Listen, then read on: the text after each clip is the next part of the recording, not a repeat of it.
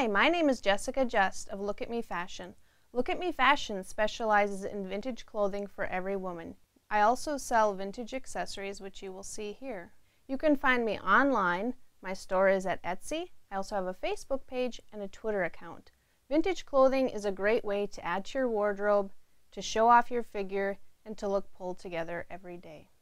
Vintage shoes are a great way to get your feet wet when it comes to vintage fashion. They are well made of good quality materials, and will last for years.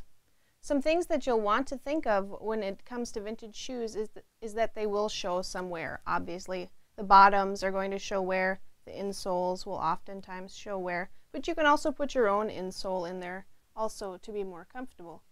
Even shoes that were never worn, like these new old stock shoes, may have some wear just from being stored. If you have a vintage shop locally that you can go to and try on vintage shoes, you are very lucky. But even there, you may find that size is limited and style is limited, and you may want to shop online. In this case, the tape measure will be your most handy friend.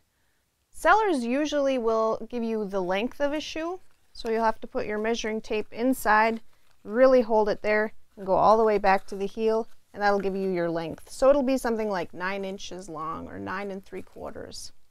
They will also oftentimes give you the ball of the foot, so you'll go inside and find that, and it'll be something like 2 1/2.